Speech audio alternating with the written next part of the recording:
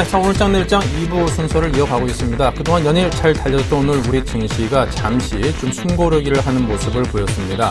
하지만 그 떨어진 폭이 워낙 크지 않았고요. 수급적인 측면에서도 코스피에서의 외국인의 순매수세는 이어졌기 때문에 아직까지 우리 장에 대한 상승세가 꺾였다라고 판단할 만한 근거는 오늘 장에서는 적어도 없지 않았나 이런 생각이 듭니다. 자, 오늘 마감 지수가 나왔습니다. 2.47포인트가 현재 코스피 빠졌고요. 1909.61로 1910선이 아슬아슬하게 깨졌습니다. 자, 그리고 코스닥이 1.65포인트가 빠지면서 541.95까지 오늘 소폭 내려와 있는 상황입니다. 시황센터의 김혜영 캐스터를 연결해서 자세히 들어보죠. 네, 시황센터입니다. 마감 시황 살펴봅니다. 먼저 코스피입니다. 오늘 코스피 지수 방향성을 찾지 못하고 이 보합권에서 등락을 거듭했습니다. 1910선을 두고 상승과 하락을 오갔는데요. 특히나 오늘 우리 증시에는 국내 경제지표 소식이 있었죠. 2분기 GDP가 1.1% 증가했다라는 소식, 9분기 만에 0%에서 이제 탈출을 했는데 이와 관련된 긍정적인 흐름은 오늘 증시에는 별다른 영향력은 없던 것으로 보입니다. 오늘 코스피 지수 마감 종가 살펴보면 결국 1910선 깨지면서 장을 마쳤는데요. 2포인트의 하락 흐름 1909선에서 장 마쳤습니다. 자, 이어서 수급 상황 체크합니다. 최근 실적을 제외하고는 모멘텀이 부재한 가운데 역시나 수급 상황이 굉장히 중요할 텐데요. 오늘 수급, 전일까지만 해도 기관과 외국인들이 삼거래일 이 쌍끌이 매수세가 들어와줬는데 오늘 외국인은 사지만 기관은 팝니다. 외국인이 1,339억 원, 반면 기관은 769억 원의 매도세 보였고요. 이 기관의 매도 물량에 더해 개인 쪽에서도 차익 실현 매물이 좀 나옵니다. 494억 원의 매도 우위, 오늘 개인과 기관 이 두 주체를 바탕으로 이 지수는 하락으로 장마친 모습입니다. 자, 이어서 코스닥 살펴봅니다. 오늘 코스닥 지수 3거래일째 강세 흐름 지켜갈 수 있을까 했는데요. 5호장 들어서면서 하락 쪽으로 무게를 실었습니다. 오늘 코스닥 지수 마감 종가 그래도 540선은 계속해서 지지하는 흐름입니다. 1.6포인트의 하락 흐름 541선에서 장마쳤습니다. 자, 이어서 수급 상황 체크합니다.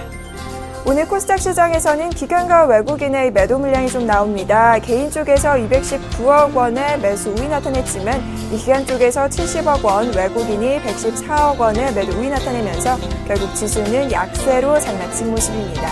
자, 이어서 외환시장으로 가봅니다. 자, 오늘 원달러 환율 개법 출발하며 출발을 했습니다. 1120원 선을 찍고 출발을 했는데요. 아무래도 미국의 경제지표 호조 소식이 전해졌죠. 신규 주택 판매가 5년 내 최고치를 경신했다고 하고요. 또 7월 제조업 PMI 지수 역시 시장의 예상치를 상회하면서 오늘 원달러 환율 강세 흐름이 좀 나왔습니다. 그러나 이 장이 이어질수록 상승폭은 조금씩 반납되는 모습이었는데요. 아무래도 오늘 우리나라 2분기 GDP가 어느 정도 시장의 예상치와 부합하며 좋은 결과를 내놓자 오늘 원화 역시 강세를 겪기 때문으로 풀이가 됩니다. 자, 오늘 원달러 환율 4원 20전의 상승 흐름입니다. 1116원 90전의 종가 기록한 모습입니다. 자, 이어서 코스피 시가총액 상위 종목 살펴봅니다. 대장주인 삼성전자 보합권입니다. 오늘 결국 131만 5천 원의 종가를 기록했고요. 이 현대차가 오늘 0.45% 강보합권, 현대모비스 역시 강보합권이고요. 이어서 기아차가 1% 6만 800원의 종가 기록한 모습입니다. 자, 이어서 코스피 시총 7위부터 12위 살펴봅니다. 자, SK하이닉스 호실적을 내놨는데요. 이에 불구하고 상승폭은 좀 미미합니다. 오늘 강보합권 수준 28,600원에 장마쳤고요. 신한제조가 약세, 삼성전자와 LG화학은 조금 오릅니다.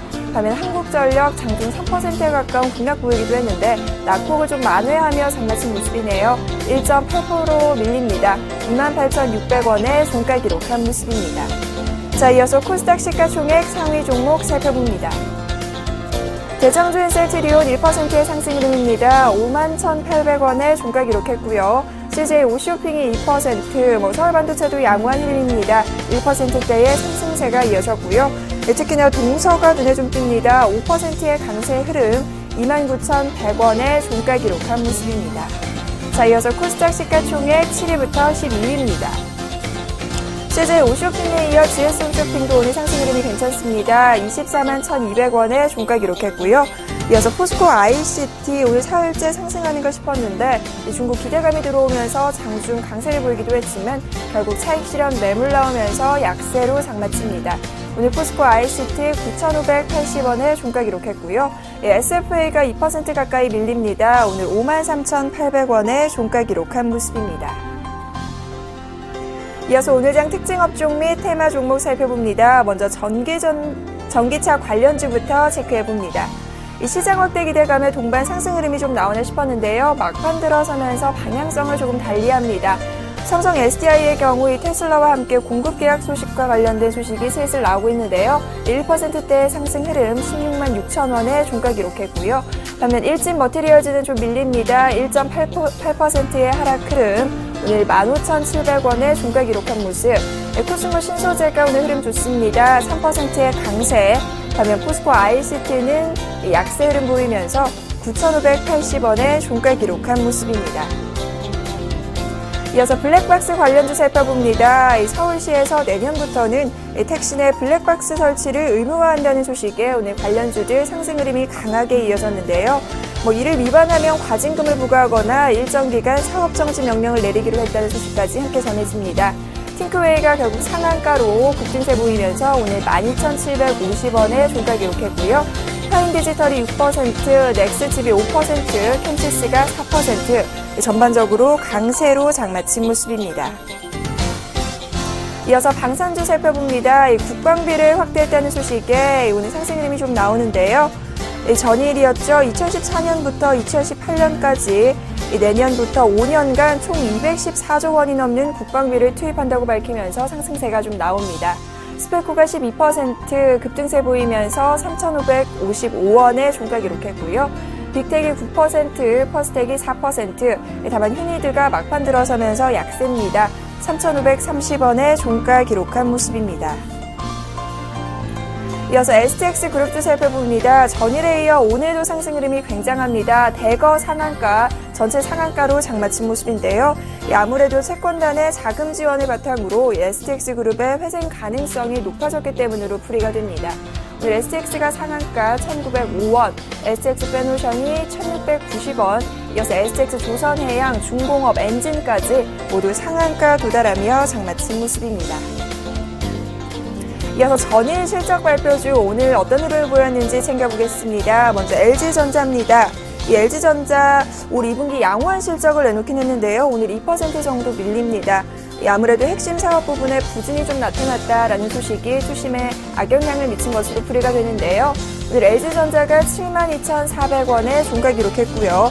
특히나 많이 밀리는 쪽 오늘 LG상사입니다. 이 9%대의 급락 흐름 역시나 2분기 어닝 쇼크 때문으로 풀이가 됩니다. 전일 실적을 발표했는데 전년 동기 대비 66%나 영업이익이 감소했다고 하죠.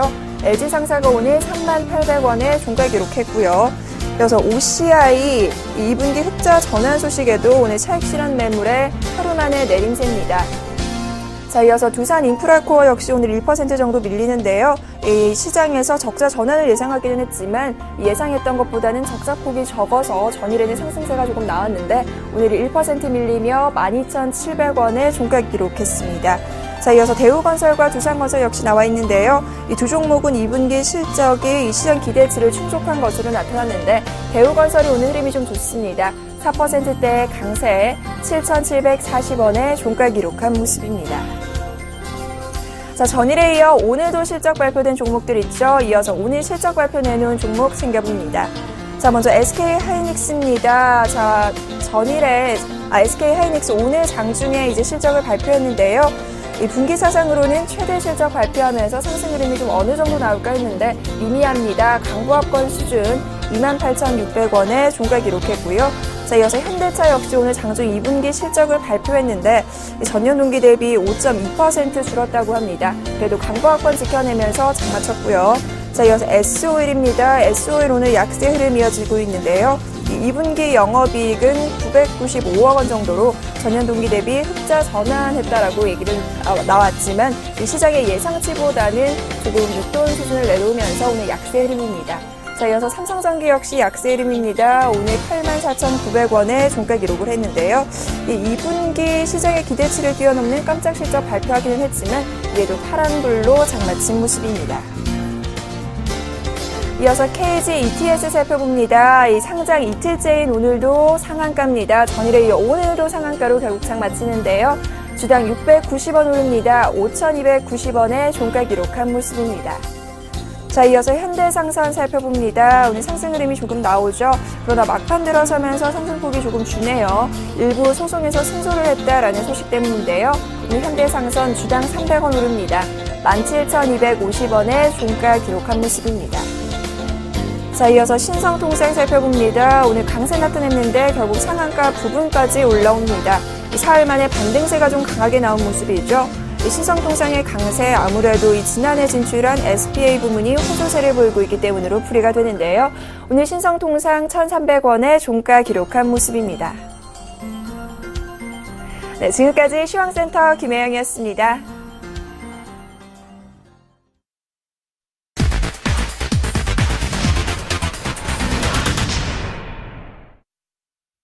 네, 계속해서 우리투자증권의 이경민 책임연구원 연결합니다. 안녕하세요. 예, 안녕하십니까. 네, 먼저 오늘장 핵심부터 짚어주십시오. 네, 아침부터 예상을 상회한 국내 2, 4분기 GDP 성장률이 발표되었음에도 불구하고 코스피는 오늘 약세 마감했습니다.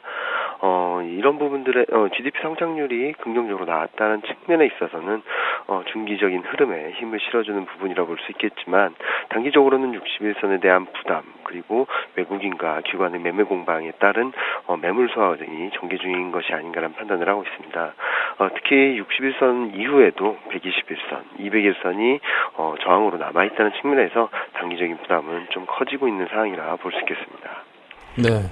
자, 오늘 발표된 국내 2분기 GDP 성장률 보니까요, 이 9분기 만에 0%대를 탈출을 해서 1%대 성장률을 기록을 했습니다. 상당히 고무적인 부분인데요. 자, 이러한 실적이 나타내는 시사점은 무엇이라고 보십니까? 네, 말씀하셨듯이 9분기 만에 1%대 성장률을 기록하고 그리고 연간 성장률 또한 1, 4분기 저점으로 반등 시도가 뚜렷한 모습을 보이고 있습니다. 이런 부분들은 경기 회복 기조가 꾸준히 이어지고 있음을 시사하는 부분이라 볼 수 있겠는데요. 특히 이번 경제 성장률이 GDP 성장률이 예상치를 상회할 수 있었던 데에는 설비 투자가 좀 부진했음에도 불구하고 소비 지표가 좋았고 그리고 수출 지표가 좋았던 것으로 나타나고 있습니다. 결국 하반기에는 내수와 수출 동시에 개선세를 보이면서 좀 더 탄탄한 상승 흐름, 경기 회복 기조를 이어갈 수 있음을 보여주는 부분이라 볼 수 있겠는데요. 특히 기저효과, 그동안 경제 성장률이 0%대에 머물면서 좀 부진한 모습을 보였던 데 따른 기저효과, 그리고 올해 다양한 경기 부양책이 제시되었고 5월달에는 금리 인하까지 단행되는 등 이런 경기 부양을 위한 여러 가지 조치들이 시차를 두고 경기에 반영될 것이라는 흐름을 감안해봤을 때는 하반기 경기 회복세가 좀 더 뚜렷해질 수 있다는 그런 시그널을 보여준 것이 아닌가라는 판단을 하고 있습니다. 네. 자, 그리고 4일째 외국인 순매수 유입이 지속되고 있습니다. 구체적인 배경과 앞으로의 전망은 어떻게 진단하십니까? 네, 일단 지금 막 말씀드렸듯이 하반기 코스피 국내 경제 성장률이 좀 탄력적으로 움직일 수 있다는 부분을 말씀드렸는데요. 이런 가운데 2, 4분기 실적이 예상보다는 괜찮은 것으로 나오고 있습니다. 그만큼 눈높이가 낮아졌기 때문인데요. 이렇게 투자 심리가 완화되면서 코스피 가격 및 밸류에이션 매력도가 재차 부각되는 것이 아닌가라는 생각을 하고 있고, 이에 따라서 외국인들은 4거래일째 매수를 이어가고 있고, 그리고 최근 11거래일 중에 9거래일 동안 매수가 유입되는 등 수급적인 측면에 있어가지고 긍정적인 흐름, 그리고 이전과는 다른 흐름을 보이고 있습니다.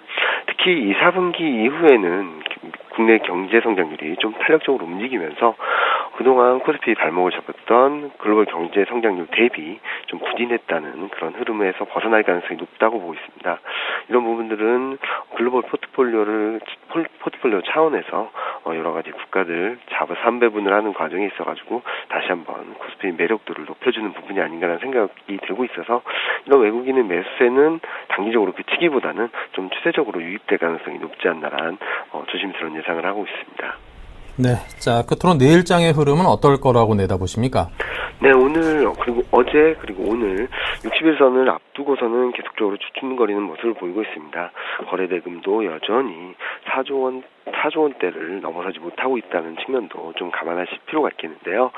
이런 부분들을 감안해 봤을 때는 60일, 120일, 200일선을 돌파하는 과정에서는 그동안 이어져왔던 계단식 상승 패턴이 지속되지 않을까라는 생각을 하고 있습니다. 주목하실 부분은 계단식 상승 패턴이 이어지는 과정에서 주목하실 부분은 5일선 전후에서의 지지력을 계속적으로 확보하고 그리고 레벨업하는 모습을 계속 이어왔다는 측면인데요. 따라서 5일선이 위치한 1890선 전후에서는 비중 확대 전략이 유효하다고 보고 있습니다. 특히 펀더멘털 모멘텀이 개선세를 보이고 있다는 측면에서 그리고 200주 이동 평균선을 넘어섰다는 점에 있어가지고는 향후 추세 반전에 힘이 점차 실리고 있어서 이런 부분들은 단기 등락 과정을 비중 확대의 기회로 활용할 필요가 있다는 시그널을 보여주고 있는 것으로 판단하고 있습니다. 네. 자, 지금까지 우리투자증권 이경민 책임연구원과 함께했습니다. 감사합니다. 네, 감사합니다. 네. 자, 계속해서 샘플러스 로즈스타클럽의 이상로 전문위원도 연결을 하겠습니다. 안녕하세요. 예, 반갑습니다. 오늘 수고 많으셨습니다. 이상우입니다. 네. 자, 오늘 장의 수급적인 면의 특징, 또 업종별 흐름은 어떠했습니까? 예, 맞습니다. 오늘 장 조금 루즈했죠. 네. 조금 지루한 분위기가 좀 연출이 됐던 것도 사실이었고, 그만큼 양시장에서 오늘 차익 실현 매물이 좀 나왔다고 보시는 게 좋을 것 같습니다. 그래서 기관을 중심으로 해서 정도의 차익 실현 매물이 좀 나오는 상황이었고요.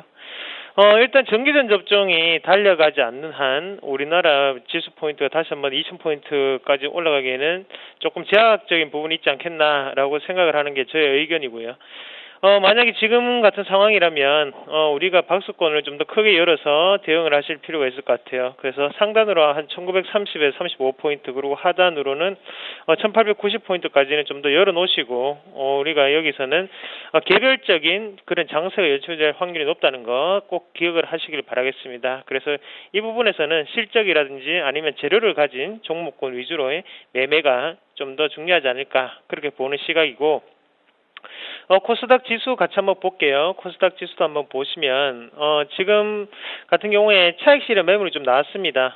그만큼 지금은 과매수권이라고 말씀을 좀 드렸던 것 같은데 이제 과매수에 대한 부분이 지금 어느 정도 표출이 되는 분위기가 좀 나타났었고요.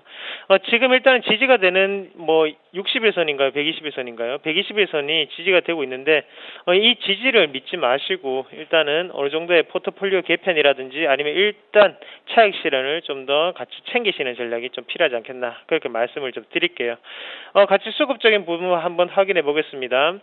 일단은 코스피 같은 경우에 오늘 금일이죠. 금일 같은 경우에는 외국인의 매수세가 마지막에 좀 들어오는 모습인데 외국인의 매수세가 들어왔음에도 불구하고 이렇게 좀 안 좋은 모습을 좀 나타냈던 이유는 바로 기관의 차익 실현 매물이 상당히 컸다는 부분 우리가 한 번 더 인식을 하실 필요가 있을 것 같고요.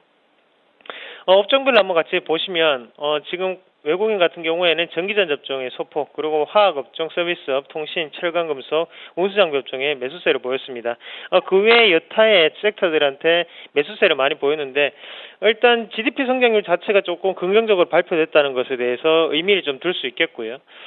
지금 전기전 접종을 제외한 다른 업종 같은 경우에는 소외주였죠. 경기 순환주 그만큼 시세가 분출되지 못했던 종목들이고 전기전 접종이 크게 안 오르는 대신 여타의 업종들이 조금씩 오르는 모습이었습니다. 하지만 실질적으로 수익률을 내기는 어려운 시장이라는 거죠. 그랬을 때는 지금 지수에 대한 베팅 이런 부분도 좀 더 생각을 해보실 필요가 있지 않나 그렇게 말씀을 좀 드리겠고, 코스닥으로 넘어가서 한번 같이 보시면 외국인이 제약업종을 계속적으로 매수를 함에도 불구하고 제약업종이 크게 오르지 않는 모습이거든요. 그만큼 저가에서 좀 더 매집의 국면이라는 걸 좀 보시는 게 좀 좋을 것 같아요. 저가에서 그냥 매집의 국면이고 지금 시세적으로 이렇게 박스권이 있다면 이렇게 돌파해 가는 상황에 그전에 있던 매물 자체는 상당히 악성 매물이겠죠. 이 악성 매물 자체를 지금은 어느 정도 확보하는 차원에서 제약업종에 대한 매수세가 들어가는 때도 지금 안 오른다고 좀 보시는 게 좋겠고요. 그런 관점에서 본다면 제약업종이 추가적으로 나중에 좀 더 강하게 올라갈 확률이 높기 때문에 열어놓으시고 대응을 하시는 전략이 필요하다고 말씀을 좀 드리겠습니다. 네. 자, 그렇다면 계속해서 오늘 장 특징주에 관해서 설명해 주십시오. 예, 오늘 대우건설부터 말씀을 드리겠습니다. 대우건설, 삼천리 자전거, 그리고 캠시스까지 세 종목 말씀을 드리겠는데요. 자, 대우건설 건설주가 오늘, 내일은 또 현대건설이 실적 발표를 하죠. 오늘은 대우건설이 실적 발표를 했습니다. 대우건설이 실적 발표가 됐는데, 어제였죠. 실적 발표가 되고 난 다음에 호실적이 발표가 됐습니다. 바로 2분기 실적이 상당히 긍정적이었다. 이런 뉴스가 많이 나왔었는데, 영업이익은 1,083억 원. 27%가 전년 동기 대비해서 증가를 했고요. 그리고 매출 같은 경우에 2조 3,097억 원, 그래서 5.46%가 증가를 했습니다. 무슨 말이냐면, 일단은 우리가 주봉상으로 한번 같이 보시면 지금 바닥권까지 내려오는 상황이죠. 하지만 실적은 어느 정도 작년보다는 긍정적인 실적이 발표되었다는 겁니다. 그러면 이런 가격적인 원리로 봤을 때는 추가적인 상승이 가능하겠구나라는 부분을 우리가 한 번 더 인식을 하셔야 될 것 같아요. 그래서 작년 이맘때쯤보다는 좀 더 올라갈 수 있는 여건이 마련되지 않을까. 그래서 가격적인 측면으로도 좀 더 상승 패턴의 확률을 좀 더 높여두자, 그렇게 말씀을 드리겠습니다. 자, 실적이 발표되고 난 다음 외국인 매수세가 좀 더 강하게 들어왔죠. 그리고 기관의 매수세도 마찬가지였고요. 그래서 기관은 건설주에는 오늘 차익 실현이 아니라 추가적으로 사는 모습이 나타났습니다. 그리고 연기금의 이 매수세는 상당히 눈을 여겨보셔야 되는데 1,601억 원을 매수를 했음에도 불구하고 매도는 하나도 없죠. 그럼 신규적인 매수세라고 판단을 해야 될 것 같고요. 그런다면 지금은 우리가 눌림목 매수를 좀 더 권장을 해드릴게요. 75,000원 부근이죠. 제가 선을 한 개 그어놨는데 이 주변 자체를 매수권으로 가담을 하시고 대신에 한 달 이상은 좀 보시면 좀 더 좋은 수익률이 나지 않을까. 그래서 한 10% 정도만 생각을 하시고요. 8,500원대 여기서는 정리를 하는 전략을 말씀을 좀 드리겠습니다. 자, 그 다음 종목은 넘어가서요. 삼천리 자전거 말씀을 드리겠는데요. 지금 제가 일산에 사는데 일산에서 서울까지 오는 자전거 도로가 있습니다. 그만큼 자전거 도로라든지 아니면 이런 거 자전거 구축망이 상당히 지금 확대되고 있는 상황이죠. 하지만 그럼에도 불구하고 주가는 크게 빠지는 모습이었습니다. 주가가 이렇게 크게 빠졌다는 거, 거기에 대해서 우리가 좀 더 유념 있게 살펴보실 필요가 있을 것 같고요. 일단 매도의 주체는 외국인과 기관의 매도세였습니다. 이 부분은 좀 더 불안정한 모습이 나타냈는데, 하지만 2분기 실적이 생각보다 그렇게 좋지 않을까라는 점을 한번 봤을 때, 제가 볼 때는 2분기도 실적이 좀 좋을 것 같거든요. 그만큼 정부 지원이라든지 아니면 지금 뭐 보시다시피 뭐 요즘은 자전거를 타고 여행이라든지 아니면 뭐 밖에 나가시는 분들 상당히 많으시더라고요. 출퇴근용으로도 이용이 되는 만큼 우리가 삼천리 자전거 같은 경우에는 좀 더 저가 매수세로 임하시는 게 좀 더 트레이딩 관점에서 좋지 않겠나, 그렇게 말씀을 드릴게요. 현재 시점 손바뀐 구간이라고 좀 더 인식을 할 필요가 있을 것 같고요. 그래서 기관과 외국인의 싸움에서 오늘은 개인이 이기는 날이 아니었나, 그렇게 말씀드리겠고, 현재 가격대 매수로 가담을 하셔서 어느 정도 반등 탄력을 즐기시는 전략이 좀 필요할 것 같습니다. 일단 오늘의 매도세는 바로 앞서 있던 이 윗꼬리에서 나온 매도세라고 좀 보시는 게 좋을 것 같고요. 그런 관점에서 지금은 매수를 한번 해보시자, 그렇게 정리를 해드리겠습니다. 마지막으로 캠시스라는 종목을 말씀을 드리겠는데, 캠시스는 유명한 종목이 아니죠. 하지만 거기에 대한 상징성을 좀 말씀드릴게요. 일단 캠시스 같은 경우에 카메라 모듈을 만드는 회사인데요. 500만 화소 그리고 800만 화소까지 만들고 있습니다. 캠시스 같은 경우에는 하방에서 지금 올랐다는 것에 대해서 우리가 좀 더 의미를 부여할 필요가 있을 것 같아요. 지금 삼성전자의 전략을 보시면 하이엔드급이 있고 그리고 보급형 모델이 있죠. 하지만 이머징 시장에서는 하이엔드급 모델보다는 하단에 있던 보급형 모델이 많이 팔리고 있습니다. 무슨 말이냐면 실질적인 매출로 봤을 때도 애플 같은 경우에는 어느 정도는 영업이익률이 높은 하이엔드급에 치중을 하는 반면에 삼성전자는 영업이익률을 높이려는 전략과 동시에 고민을 한다는 거죠. 보급형 모델이 왜 이렇게 많이 팔리지? 이렇게 된다는 거죠. 그래서 재고를 어느 정도 관리를 하는 차원에서 보급형 모델을 만들기 시작했는데 어느 정도는 거기에 대한 판매 수요가 좀 더 높아지면서 지금은 500만 화소나 800만 화소 그리고 아몰레드 화면보다는 LCD 화면을 채택한 기업들이 좀 더 크게 오르는 모습이 좀 나타나고 있고요. 그렇게 본다면 IT 부품에 대해서 전략적인 선별이 좀 더 필요하지 않겠나. 어떤 선별이 필요하면 지금은 하이엔드급에 치중해서 어느 정도 모델을 공급했던 회사들을 쳐다보시기보다는 2분기 실적은 지금은 보급형 모델을 어느 정도 생산을 해서 납품한 업체들을 좀 더 보셔야 되지 않을까 그렇게 말씀을 좀 드릴게요. 케이스 업종은 뭐 상용 평준화가 되어 있습니다. 그 업체들 말고요. 카메라 같은 경우에는 1300만 화소가 아니라 800만이라든지 500만. 그리고 지금은 화면도 아몰레드는 조금 힘들 것 같고요. 아몰레드보다는 하단에 있던 LCD 화면을 채택하는 업체들 좀 더 살펴보실 필요가 있을 것 같아요. 그래서 ITO 코팅 업체도 괜찮고요. 그런 부분을 우리가 한 번 더 유념 있게 IT 종목군은 선별을 하는 과정이 필요하지 않겠나 그렇게 말씀드리겠습니다. 지금 시장은 선택과 집중이 필요하겠죠. 이 방송 꾸준히 시청하시고 다음 시간에도 좋은 종목들로 찾아뵙도록 하겠습니다. 감사합니다. 네, 자, 지금까지 이상로 전문위원과 함께 했습니다. 감사합니다. 예, 고맙습니다.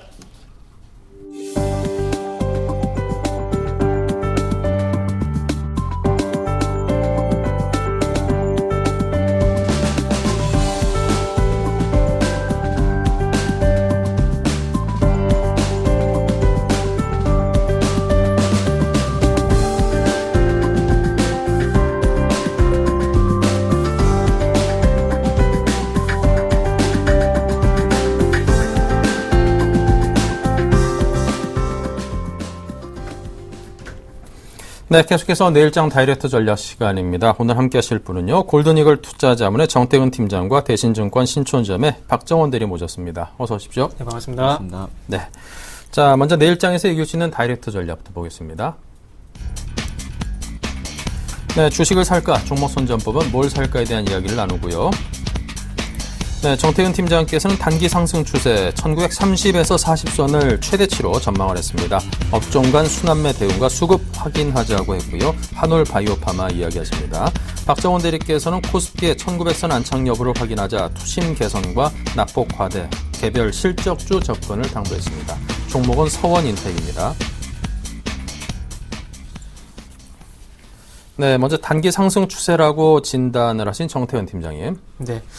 일단 지난주에서 똑같이 단기 추세는 상승이란 부분들 여전히 유효하다 좀 말씀드려보시고요. 하지만, 이제부터는 과연 어디까지 상승할지 여부가 좀 중요할 것 같습니다. 그래서 거기에 대한 일단 1차적인, 최대치를 지난주는 1900포인트, 이번 주는 1930에서 한 40포인트 구간으로 한번 제시를 좀 해보도록 하겠습니다. 아무튼 2000포인트까지 그 가파르게 올라가기에는 조금 아직까지 무리가 있지 않겠나 생각하고 있다는 부분들도 조금 염두에 두시고요. 만약에 방금 말씀드린 1930에서 40포인트 구간을 빠른 속도 돌파를 하게 된다면 2000포인트까지 어떤 가파른 상승도 가능한 부분들도 어떤 한 가지 시나리오로 염두에 두시는 것도 좀 도움이 되실 것 같아요. 어쨌든 최근에 주가가 그 1900포인트든 1880포인트든 가파르게 좀 회복을 하고 있는 이유가 1분기에서도 1분기에 이어서 2분기도 어닝 미스에 대한 우려감이 없지 않아 있었습니다. 하지만 이런 부분들이 실적이 발표가 되는 상황 속에서 우려했던 부분들이 반영이 되지 않다 보니까 조금 안도성이 섞인 랠리가 좀 현재 이어지고 있습니다. 그리고 이런 부분들 호재로 작용하다 보니까 환율이란지 그리고 한국 CDS 프리미엄이 하향 안정화를 찾아가고 있다는 부분들도 외국인의 매수를 불러일으킨 요인으로 작용을 하고 있고요. 자, 그렇다면 어쨌든 지금 현재 1910포인트까지 올라온 이유는 어차피 잘 알고 계실 것 같고 그러면 앞으로가 좀 중요할 것 같은데 계속해서 그 주마다 반복해서 말씀드린 부분이지만 외국인의 어떤 선물 계약수 그러니까 누적 계약수가 매도에서 매수로 전환이 되지 않는 이상 추가적인 반대는 분명히 좀 벽에 부딪힐 겁니다. 그렇기 때문에 지금 현재 오늘도 한 1200계약 정도 매수를 하게 되면서 이제는 매도 계약수가 거의 소진이 다 돼가고 있습니다. 그렇다면 이제부터 외국인이 좀 고민을 할 겁니다. 코스피를 좀 더 이끌어갈 것인가 아니면 다시 한번 리스크 조절할 것인가 그에 대한 고민을 할 것인데 어쨌든 그 위쪽으로 그 매수로 전환하기 위해서는 악재 해소가 아닌 어떤 신규 모멘텀 그러니까 신규 호재가 분명히 필요할 겁니다. 근데 과연 이 호재를 어디서 찾을 거냐 물어봤을 때 아직까지 조금 부족한 부분이 없지 않아 있기 때문에 거기에 대한 우려감 때문에 아직까지 매도해서 매수로 전환이 될 가능성은 조금 떨어지지 않겠나 생각을 하고 있는데 내일부터는 아무래도 이 부분이 매도가 매수 쪽으로 전환이 되는지 한번 체크를 해보시는 게 좀 좋을 것 같고요. 자, 그리고 한 가지 더 키워드를 제시해보자면은 외국인 선물 계약서뿐만 아니라 삼성전자의 동향도 상당히 좀 중요할 것 같습니다. 최근에 조선주란지 화학주, 건설, 철강 또 업종 순환매가 지속이 되고 있지만 어쨌든 이 섹터들이 시장 상승을 주도를 하지 못하고 있다는 부분은 좀 아쉽습니다. 그래서 최근에 어떤 시장 반등은 외국인의 어떤 삼성전자 매수 그리고 선물의 매도 청산 이런 부분들이 제가 보기엔 좀 크게 작용을 하는 것 같아요. 그렇기 때문에 삼성전자도 마찬가지로 중요할 것 같은데 삼성전자 지금 최근에 외국인의 매수가 유입이 되게 되면서 130만 원까지 회복을 했습니다. 그렇다면 이제 이쪽으로 뚫어야 될 자리가 분명히 좀 필요할 것 같은데 제가 보기엔 이 뚫어야 될 자리가 135만 원이 아닌가 생각이 되고 있습니다. 1차적으로는 먼저 선물 시장이 먼저 이끌고 현물 시장이 좀 늦게 따라가는 그 흐름이 좀 유지가 되고 있는데 선물 1차적으로 매수 계약으로 좀 전환이 돼야 될 것 같고요. 그러면서 삼성전자도 마찬가지로 135만 원 회복이 되게 된다면 추가 반등에 대한 여지를 좀 남겨두시는 게 좀 좋을 것 같고요. 그것이 아니라 만약에 반대 시나리오 삼성전자 어떤 135만 원의 어떤 벽이라든지 그리고 매도 계약서 다시 확대가 되게 된다면 조정에 대비하시는 게 좀 좋지 않겠나 이렇게 시나리오로 나눠서 조금 전략을 좀 제시를 해보도록 하겠습니다. 네. 자, 말씀드리는 와중에, 듣고 있는 와중에 삼성물산의 또 실적 발표가 있었습니다. 이 부분에 대해서 간단하게 여러분께 좀 알려드리겠습니다. 자, 지금 연결 재무제표 기준 영업 실적의 공시가 있었는데요. 2분기 영업이익이 992억 원, 거의 993억 원 가까이 나왔습니다. 전년 동기 대비해서는 28.8%가 감소한 수치이고요. 하지만 또 전기 대비해서는 47.1%가 개선된 수치를 발표를 했습니다. 이 경기 민감주에 대한 이야기를 저희가 계속 1, 2부 때 이야기를 해왔는데 삼성물산은 이제 대표적으로 뭐 건설업종에 속해 있기도 하고 물론 상사 업무도 합니다만 경기 민감주의 실적을 전반적으로 좀 점검해보고 예측해볼 수 있는 그런 바로미터가 될 수도 있을 것 같아서 여러분께 알려드렸습니다. 자, 계속해서 박정원 대리께서는 1900선의 안착 여부를 확인하자고 하시는군요. 예, 이번 한 주 동안 외국인과 기관의 매수에 힘입어서 지수가 드디어 1900선을 회복을 했습니다. 1900선 회복과 함께 60일 이평선을 회복하면서 향후 1900포인트를 지속적으로 사수할 것이냐가 시장의 관심이 아닐까 생각합니다. 일단 당분간은 지수의 움직임이 지금 현재의 수준을 유지하지 않을까 생각합니다. 지수가 1900선을 회복하긴 했지만 추세 회복에 따른 흐름이라기보다는 그간 시장을 억눌러 왔던 악재의 완화로 인해서 단기 반등 정도로 이렇게 이해를 하시면 될 것 같습니다. 어제 중국 PMI 지수 예비치가 발표되었는데 시장의 예상치나 전월치에 비해서 상당히 부진한 수치가 발표되었는데 리커창 발표되었습니다. 그럼에도 이제 지수가 크게 빠지지 않고 오히려 이제 상승을 하면서 장이 마무리되었는데 리커창 총리의 말이 큰 지지력을 발휘한 것이 아닌가 생각합니다. 중국 정부는 GDP 성장률 7% 방어에 대한 강한 의지를 지속적으로 표현하고 있고 대형 경기부양책이 발표가 되었거나 기대가 되는 상황은 아니지만 공산당 정부라는 특성상 경기 침체 징후가 포착이 되면 상당히 빠르고 즉각적으로 정책 대응을 할 수 있다는 점이 시장의 투자 심리를 개선시킨 것이 아닌가 생각합니다. 실제로 어제 오후 중국 국무원이 경기 부양책 패키지를 발표했는데 대규모 경기 부양책은 아니었지만 시장의 불안 심리를 진정시키고 하방 지지력을 공고히 하는 데는 충분히 역할을 할 것으로 기대를 하고 있습니다. 주말간 일본의 참의원 선거가 있었습니다. 예상대로 연립여당의 승리로 선거가 마무리되었습니다. 향후 아베 정권의 양적 완화 정책이 지속적으로 이루어질 것으로 이제 예상이 되고 있는데, 하지만 이제 하반기 들어서는 상반기와 같은 급격한 환율 변동은 어느 정도 진정이 되지 않을까 생각합니다. 일본 정부 입장에서는 정책의 현재 시장의 상황을 반영을 해야 하고 장기간 겪어온 이제 디플레이션의 반전의 조짐이 좀 보이고 있는 상황이기 때문에 당장은 공격적으로 다시 양적 완화를 꺼내들지는 않을 것으로 생각을 하고 있습니다. 6월 말부터 지수의 회복을 이끈 요인 중에 하나가 이제 미국의 양적 완화 우려감 축소인데, 버냉키 의장이 그간 지속적으로 원론적인 이야기만 되풀이하면서 지금 시장의 관심에서 좀 벗어난 것처럼 보이기도 하는데요. 이 부분이 오히려 리스크 요인으로 작용하지 않을까 개인적으로 생각을 합니다. 빠른 시일 내에 양적 완화 축소나 금리 인상은 없을 것이라면서 이제 그동안 시장을 지속적으로 진정시켜 왔지만, 현 의장의 임기가 내년 초면 끝이 나고, 과거의 사례로 보았을 때 후임자에 대한 언급이 지금 시점에서는 충분히 나올 수 있는 상황이고, 이제 언론을 통해서 오바마 대통령이 버냉키 의장의 임기에 대한 이야기를 심심찮게 하기도 했습니다. 그래서 이제 9월 FOMC를 통한 이제 전격적인 양적 완화 축소를 배제할 수도 없는 상황이기 때문에 이 부분은 항상 조심해 두어야 할 부분이 아닌가 생각합니다. 정리를 해보자면 아직도 국내 증시가 추세적인 흐름을 잡아 상승을 해 나가기에는 충분한 여건이 갖춰진 것은 아니라고 판단을 합니다. 그렇기 때문에 최근의 지수 상승은 악재 완화에 따른 단기 반등으로 받아들이시고 개별 실적주에 대한 접근이나 낙폭 과대주에 대한 트레이딩적 관점에서의 접근이 유효할 것으로 이제 생각을 하고 있습니다. 네. 자, 다음은 종목 선정법입니다. 정 팀장님. 네. 지난주에도 좀 업종 순환매에 관한 부분들 얘기 드렸고요. 그리고 개별 종목에 관한 부분들도 좀 말씀을 드렸는데, 어쨌든 이런 부분들이 조금 지속이 될 가능성이 있을 것 같습니다. 그리고 업종 순환매 속에서 외국인의 수급 쪽보다는 아무래도 기관의 수급을 조금 체크를 하라고 좀 말씀을 드릴게요. 그래서 기관 수급뿐만 아니라 기관 수급 종목들이 업종 간에 어떤 영향을 미치는지 좀 체크를 해야 될 것 같은데 최근에 업종이 좀 순환매 양상이 좀 지속이 되고 있습니다. 22일부터 한번 체크를 해보자면 20일 같은 경우는 조선화학, 그리고 23일 같은 경우는 은행철강, 그리고 어제 같은 경우는 화학건설, 오늘 또 통신, 자동차 섹터가 좀 강세 업종으로 좀 부각이 되고 있는데 이렇게 시장을 이끌어준, 꾸준하게 시장을 이끌어준 섹터가 지금 현재 조금 없지나 부족한 부분이 있습니다. 뭐 최근에 조선이나 이제 화학 섹터가 강세 쪽으로 이끌어주고 있긴 하지만 어떤 계속해서 상해 랭크가 되는 모습은 조금 떨어지고 있거든요. 그래서 이런 부분들 볼 때 업종 순환매 양상이 좀 지속이 되고 있다는 판단을 하고 있는데, 자 그렇다면 그 좀 섹터를 압축시켜 봤을 때 조선, 화학, 건설, 철강 요 네 개 섹터 내에서 기관 수급을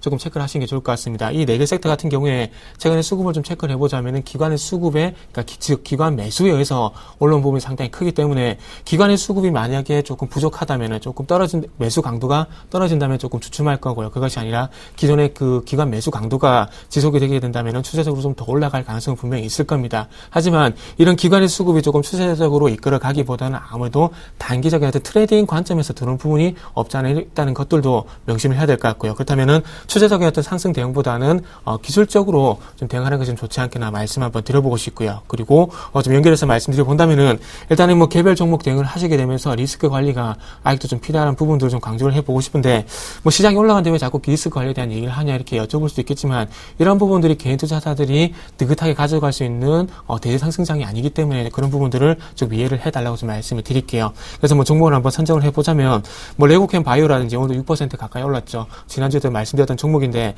레고캠 바이오라든지 그리고 삼양사, 코라홀딩스, 한스바이오메드, 뭐 라겐나, 그리고 스몰캡 같은 경우는 뭐 갤럭시약, 컴즈 이런 종목들 한번 말씀드려보고 싶은데, 순수하게 기술적으로 조금 긍정적인 종목이라 보시면 될 것 같습니다. 뭐 코라홀딩스는 외국인, 라겐나 같은 경우 기관의 수급이 보존이 되고 있긴 하지만 어쨌든 결론적으로 봤을 때 기술적으로 지금 시장에서 조금 안정적으로 우상향하는 종목들이 아닌가 생각이 들기 때문에 한번 선정을 해보면서 어쨌든 매매를 하시는데 방금 말씀드린 종목들이 조금이나마 도움이 되신다면 뭐 저야 뭐 좋을 것 같습니다.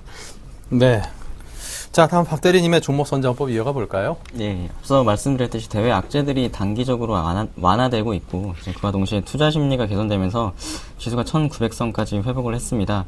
현재 국내 시장에서는 개선된 투자 심리로 인해서 외국인들이 거래소에서 순매수 흐름을 이어가면서 업종별 순환매 움직임을 이제 보여주고 있는데, 특히 그간 저평가되었던 종목이나 지수 하락과 함께 낙폭이 과대했던 종목들에 대한 매수세가 유입되고 있는데, 이제 지금과 같은 분위기를 잘 이용해가지고 낙폭 과대 종목이나 절대주가가 저평가되어 있는 종목들에 대한 접근이 유효할 것으로 보여집니다. 그리고 그동안 너무 많이 말씀을 드려서 식상할 수도 있겠지만, 연일 기업들의 실적이 발표가 되고 있는 상황인 만큼 개별 실적주들에 대한 관심도 지속적으로 가지셔야 될 것 같습니다. 종목들을 한번 열거해보자면 LG 하우시스, LG 디스플레이, LG 전자, 국도화학 등과 같은 종목들에 대한 접근 한번 해보시면 유효할 것으로 보여집니다. 네. 자, 계속해서 이제 본격적으로 종목에 대한 이야기 나눠보겠습니다. 정태근 팀장께서는 한올 바이오파마를 가지고 오셨는데, 굉장히 좀 재미있는 TV 선전도 하고 그러면서 눈에 띄던데요. 예. 일단은 뭐 어떤 이런 부분인 것 같아요. 일단은 그 정부 정책 테마성이라고 일단 먼저 말씀 좀 드릴게요. 일단은 뭐 최근에 조금 오늘 같은 좀 쉬어가는 흐름이 있었는데, 최근에 코스피라든지 그리고 코스닥 쪽에서 대형 제약사뿐만 아니라 그리고 코스닥 쪽에서는 바이오 관련된 어떤 업체들이 상당히 좀 부각이 되고 있습니다. 그렇다 보니까 좀 종목 선정을 했는데, 그중 한올 바이오파마 같은 경우는 일단 기술적으로 먼저 봤을 때 바닥에서 좀 강하게 올라오려는 그런 흐름이 있기 때문에 한번 선정을 해봤습니다. 자, 일단은 먼저 제약산업 육성에 대한 어떤 정부 정책에 대한 부분들을 먼저 말씀 좀 드려보도록 할게요. 뉴스를 통해서 잘 아시다시피 제약산업 육성이라든지 지원에 대한 5개년 계획이 현재 발표가 됐습니다. 그렇다 보니까 아무래도 이런 2,500억 정도 책정이 되어 있는 부분에서 2017년에 5,000억까지 R&D 지원을 늘릴 거라고 얘기를 하고 있는데, 즉 연구개발을 하는 업체에 대해서 자금 지원을 할 거라고 해서 하시면 될 것 같습니다. 근데 한스 바이오메드 같은 경우에 좀 적자가 있는 부분이 없지 않아 있습니다. 근데 중요한 것이 PSR, 그러니까 주가 매출액 비율 같은 게 계속 증가를 하게 되면서 향후에 이런 부분들이 조금 성과가 발생이 되면 큰 영업이익이 발생이 될 가능성이 분명히 좀 있더라고요. 그래서 이런 부분들을 한번 참고를 해보시고, 마찬가지로 전체 사업 판관비 내용 중에서도 R&D 비용이 상당히 좀 높더라고요. 그래서 R&D 관련 어떤 지원이 이루어지게 된다면 이 회사가 조금 수혜를 받을 가능성도 좀 있지 않겠나 생각을 하고 있고요. 어쨌든 글로벌 제약사를 만들어가기 위해서는 M&A도 분명히 있을 거라 생각을 하고 있습니다. 그렇다면 대형 제약사라든지 대형 제약사, 소형 제약사, 그리고 줄기세포 관련 회사들 관련해서 이렇게 M&A가 좀 진행이 될 가능성이 큰데 한스 바이오메드 같은 경우는 잘 아시다시피 유한양행이 한 9% 정도 현재 지분을 갖고 있습니다. 그렇기 때문에 이런 지분 보유한 부분들 어떤 내역들로 인해서 향후에 M&A 모멘텀도 얘기도 좀 있지 않겠나 현재 예상을 하고 있는 부분이고요. 그래서 어디까지나 예상이긴 하지만 어쨌든 제약업체 간의 M&A 얘기 그리고 R&D 지원에 대한 얘기가 나오게 된다면은 조금 수혜가 있을 부분들도 염두에 두시는 게 좋을 것 같고요. 최근에 뭐 임상에 관한 소식도 한번 간단하게 좀 해보자면은 아토피 치료제 같은 경우에 그 국내에서 이상을 마무리했고요. 그리고 미국에서 현재 이상을 진행을 하고 있는데 이 부분도 좀 긍정적인 얘기가 좀 나오고 있더라고요. 그래서 이런 부분도 3상까지 진행이 되면은 분명히 모멘텀이 될 가능성도 있지 않겠나 생각을 하고 있고 시형 간염 치료도 마찬가지로 미국에서 현재 이상 마무리가 됐기 때문에 다시 한번 한국에서 임상 3상이 진행이 될 가능성이 있기 때문에 이런 부분도 연구 성과로 한번 체크를 해보시는 것도 도움이 되실 것 같습니다. 자, 마지막으로 기술적인 부분을 말씀드리면서 전략도 마지막으로 한번 좀 세워보도록 하겠습니다.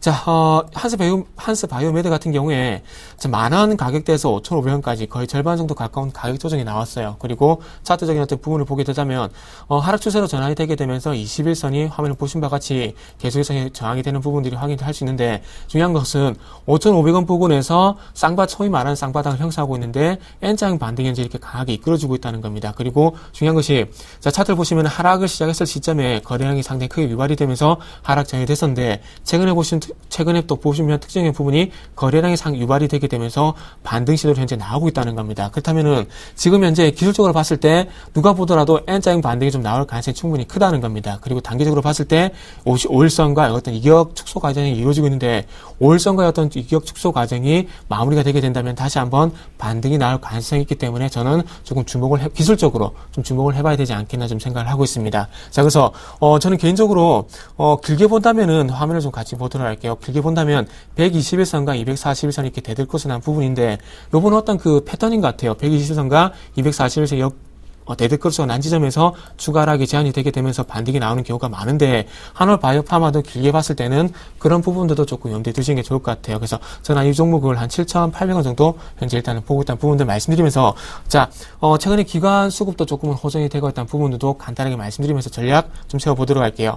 자, 오늘 6,060원에 좀 마무리가 됐는데 저는 내일 쪽에서 5일선을 한번 다시 한번 터치하는 흐름이 좀 나올 것 같아요. 그래서 6,000원에서 6,050원 정도 좀 타이트하게 매수가를 한번 제시해 보고 싶고요. 목표가는 뭐 7,800원까지 보고 싶지만 1차적으로는 7,200원에 일단 확인하는 과정 중간 단기 매수가를 먼저 단기 목표가를 먼저 좀 제시를 해 보도록 할게요. 7,200원의 목표가 그리고 손절가 같은 경우는 5,750원 한번 제시를 해 보도록 하겠습니다.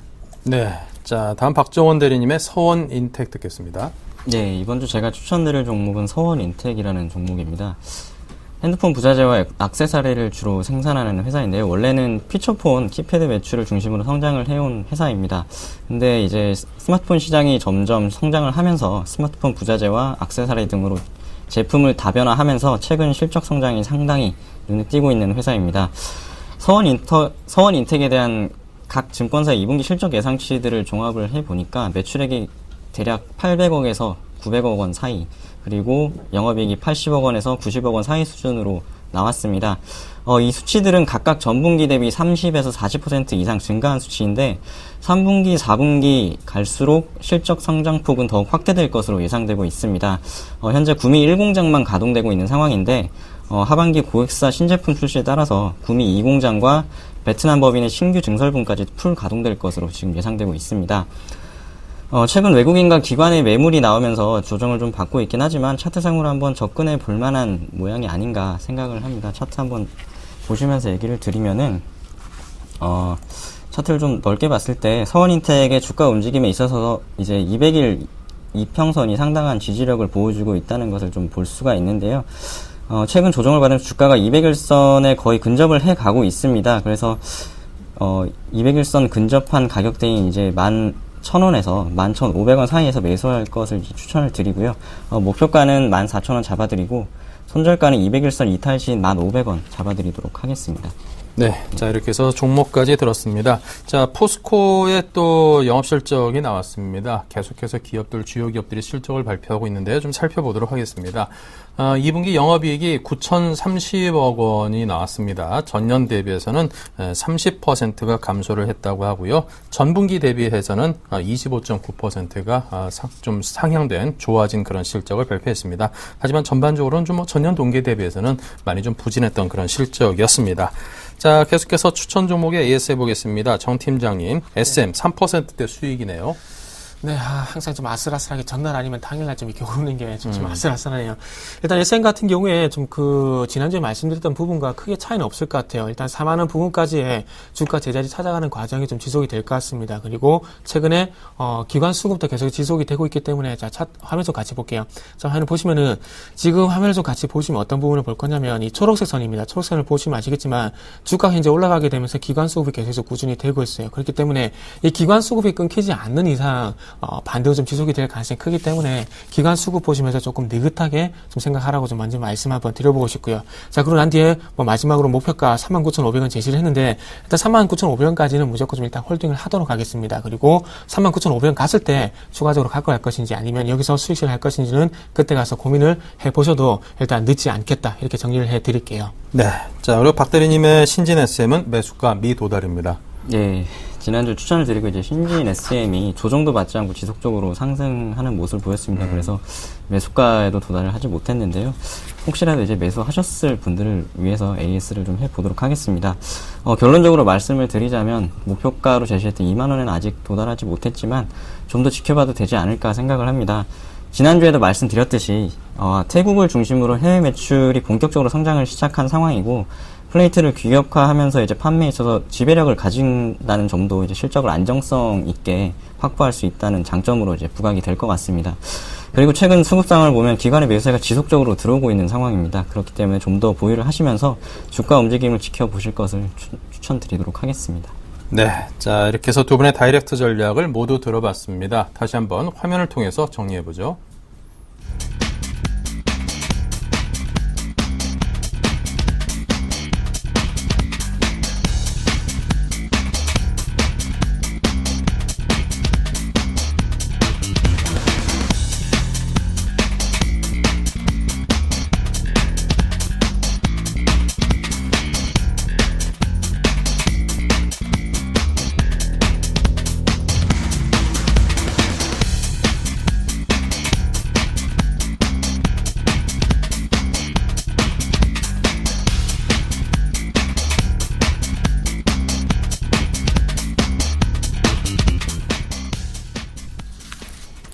네, 오늘의 다이렉트 전략은 지금까지 골든이글 투자자문의 정태훈 팀장, 그리고 대신증권의 박정원 대리 두 분과 함께했습니다. 오늘도 시장에 대한 전반적인 분석과 또 종목에 대한 추천까지 해주셔서 감사합니다. 감사합니다. 감사합니다. 네.